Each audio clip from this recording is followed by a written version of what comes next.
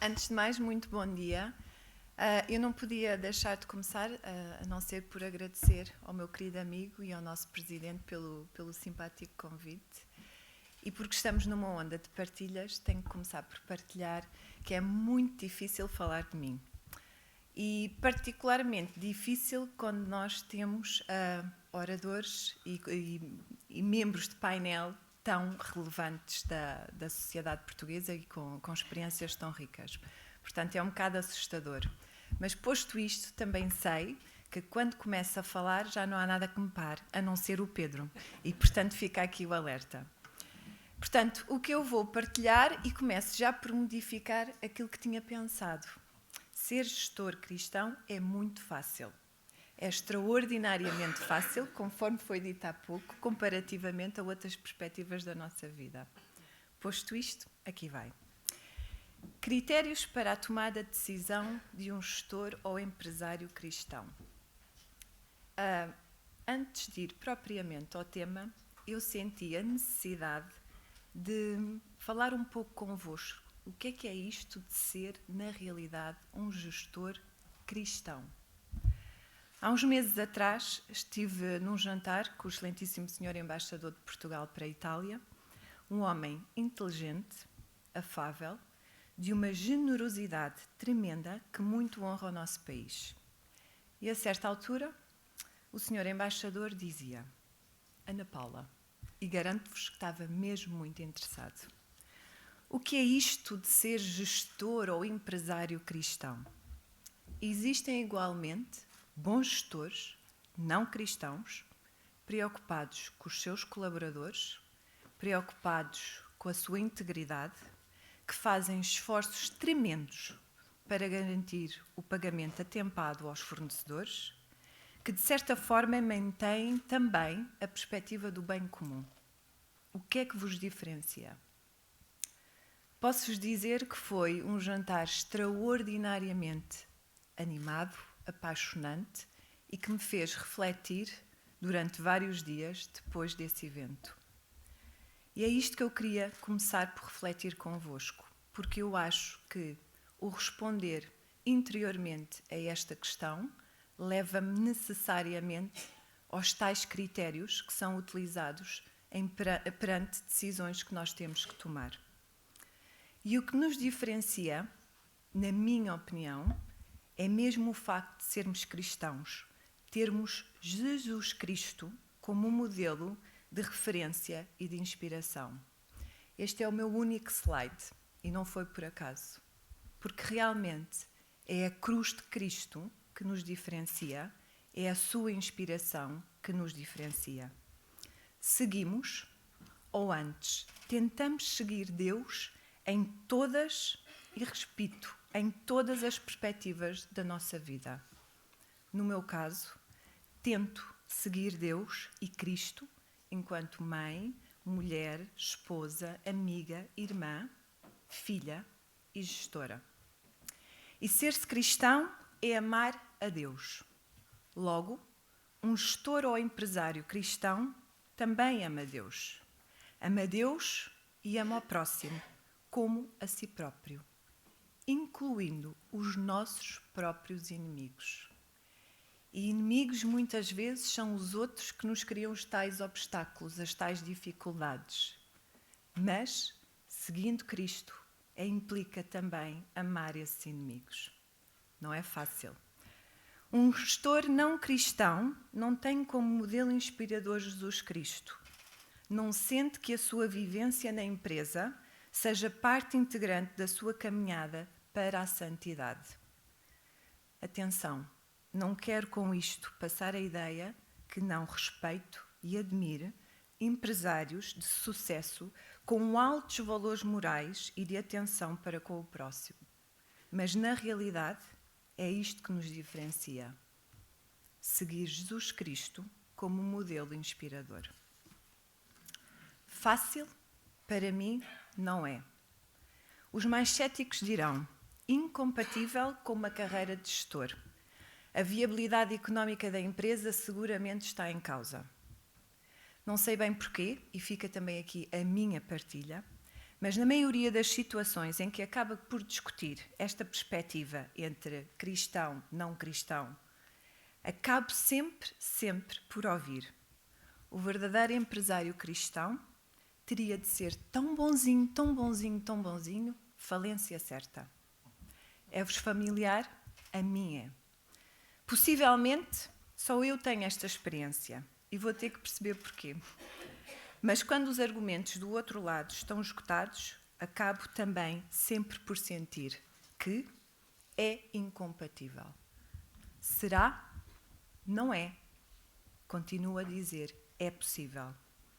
Bem, e se isto não for algo que caracterize como experiência própria cada um de vós, espero no final ter alguma solidariedade, porque somos cristãos. Como referi há pouco, esta faceta da nossa vida enquanto gestores ou empresários é uma peça integrante da caminhada para Deus e para a nossa santidade. A vontade de Deus são as 24 horas do meu dia. E o que é que isto tem a ver com o tema de hoje? Critérios de decisão. Tudo. Pois os critérios a usar para a decisão estão em tudo relacionados com este aspecto de seguirmos Jesus Cristo. Essa é a minha inspiração enquanto gestora cristã e tal impacta de forma mais ou menos consciente a forma como tomo decisões no meu dia-a-dia. Por vezes, sabemos sem qualquer sombra de dúvida qual a decisão a tomar em questões de grande ou pequena importância. É como se a decisão já estivesse tomada dentro de nós. Outras vezes, não sabemos imediatamente. Fui durante alguns anos responsável pela empresa onde trabalho em Portugal. Senti sempre um grande sentido de missão e de serviço aos outros, não um serviço a mim própria. Há 2 anos atrás, como foi referido, mudei para a Itália, assumi as operações em Itália, tenho aproximadamente 400 colegas sobre minha responsabilidade, temos 900 milhões de dólares de faturação e posso-vos dizer isto e espero sinceramente que acreditem que o digo não para a autopromoção, mas apenas para sentirem que efetivamente durante todo o dia, toda a hora, arrisco mesmo a dizer todo o minuto, estamos a decidir. O ato de decidir tornou-se tão natural, tão presente na nossa vida, e digo nossa porque trabalhamos em conjunto, que muitas vezes é imediato. Diria mesmo sem reflexão, conforme referi há pouco. No fundo, tento ter o discernimento do que faz sentido para o sucesso financeiro da empresa, sem que daí advenham impactos negativos em colaboradores ou em terceiros. Estas decisões imediatas ou quase imediatas, de acordo com a minha experiência, não me criam grandes situações de tensão entre a parte racional da decisão, onde estão os fatores financeiros, os rácios, e aquilo que eu considero a minha parte espiritual, os meus valores e os meus princípios enquanto católica. O desenvolvimento dos colaboradores, o pagamento atempado, o cumprimento de toda e qualquer obrigação contratual, as ações de caráter social, ecológicas também, e de intervenção na comunidade, fazem parte do DNA da nossa empresa. Pelo que, enquanto cristã, e confesso, tal como disse, é muito fácil ser empresária nesta empresa. Não sinto qualquer tipo de tensão. Acredito que é mesmo uma das vantagens em trabalhar para uma empresa multinacional, fortemente consolidada a nível global e com uma reputação a defender. Mas, sim, é verdade, existem situações mais complexas em que a decisão a tomar impõe uma reflexão profunda e devidamente informada. Na generalidade, porque foi isso que me pediram, que era partilhar que critérios é que eu utilizava, o critério da maximização do lucro está presente. Não considero que a minha missão enquanto empresária, a única finalidade seja garantir esse lucro, essa maximização, mas está presente. Está presente e temos que pensar no médio e longo prazo. Onde referi, as métricas e os rácios são fundamentais. a avaliação do risco, como é que eu consigo superar a concorrência, o critério associado ao cliente, qual o valor acrescentado que a minha decisão poderá trazer ao meu cliente. Critério mais relevante é o cliente. Mas estamos a descobrir que o satisfazer aquilo que são as verdadeiras necessidades do cliente implica lealdade à empresa, lealdade à marca e, com isso, asseguramos crescimento e também o critério anterior, ou seja, superar a concorrência. Também importante como critério é a nossa capacidade em executar de forma exemplar e atempada o cenário que consideramos sempre ser o melhor em termos de decisão. Existem outros critérios, o da compliance, o da legalidade, aqueles que eu considero particularmente importantes, o da ética, o da justiça, o da integridade para com os nossos colaboradores, os nossos clientes, os nossos fornecedores e a nossa concorrência. Estes últimos critérios na tomada de decisão são extraordinariamente importantes, pois queremos vencer, mas ganhando de forma certa. Vou até mais longe. Cada vez mais os colaboradores, as autoridades, os stakeholders, exigem que essa seja a nossa conduta e os critérios a utilizarmos. Colaboradores orgulhosos da conduta e dos valores de uma empresa para a qual trabalham são colaboradores comprometidos e, digo mais, felizes, onde o amor, enquanto critério, prevalece. E ao longo destes anos, aprendi que os colaboradores felizes são os que estão disponíveis para correr aquilo que nós chamamos a extra mile, apresentando níveis de produtividade incomparáveis a outras empresas. Este orgulho pela empresa, este amor que se sente pelos colegas e pelos seus líderes, transfere-se de forma muito natural para o cliente com os quais interagem, e isso tem igualmente um impacto positivo no todo. Cria-se um círculo virtuoso, com benefícios para todas as partes. Outros critérios existirão, de forma geral, são estes os que eu utilizo enquanto gestora. É esta a minha experiência. Mas, e no meio disto tudo, onde está Deus? Onde está Jesus Cristo? Onde está o Cristo na cruz? Está sempre, sempre presente. Se me lembro disso em todos os momentos, em todas as horas, em todas as decisões, não. Mas Ele está lá. Está bem no coração das nossas empresas. O que fizerdes aos outros, será a mim que o fizeste. Para mim, dentro da categoria das decisões complexas e difíceis de implementar, estão sem dúvida as situações dos despedimentos coletivos. Outras há, mas vou particularizar um pouco estas.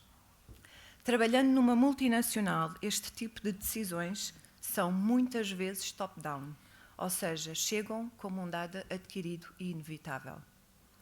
Nessas alturas, além dos critérios que referi anteriormente, uso um outro critério.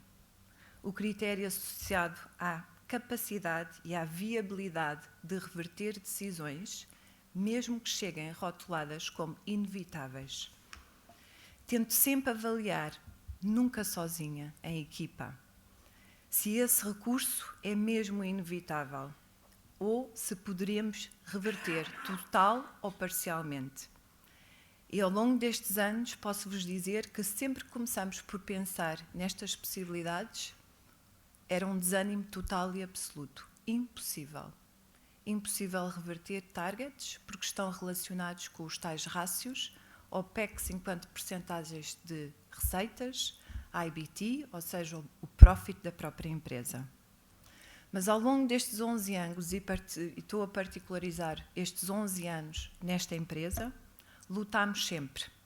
E posso-vos dizer, muitas vezes, inclusive, para grande surpresa nossa, que conseguimos reverter, muitas vezes, parcialmente ou totalmente, os targets que nos foram impostos. nas chamadas situações inegociáveis e evitáveis. Alguns poderão afirmar que a vida de qualquer ser humano é muito maior que um emprego. Sim, eu também acredito nisso, mas o emprego é uma peça importante da sua dignidade, do seu bem-estar, das suas famílias, das suas comunidades onde estão inseridos. E é com este pensamento bem presente que eu sinto Deus na minha vida. E sinto profundamente que tenho que ir à luta, que tenho que estimular quem trabalha comigo para ir à luta, mesmo que pareça difícil e mesmo que a maioria seja cética em acreditar que tal seja viável. Não posso desistir. Não consigo deixar de me colocar no lugar dos outros. E é nestas situações mais complexas de decisão em que sinto uma grande tensão entre o que é certo ou o que é errado. Estas rupturas, na realidade, podem trazer novas oportunidades. Meu Deus, o que esperas de mim? Enquanto gestora, tento ter o discernimento, no meio dos mil afazeres e preocupações, de reconhecer que, por vezes, é fácil perder de vista o sentido mais profundo e verdadeiro da nossa vida. A verdade é que somos vítimas da velocidade do tempo e das decisões que temos que tomar, da necessidade de sobreviver e progredir. E somos assim submetidos a tantas situações que temos que servir, que por vezes corremos o risco de sermos uma peça perdida no meio de uma grande engrenagem.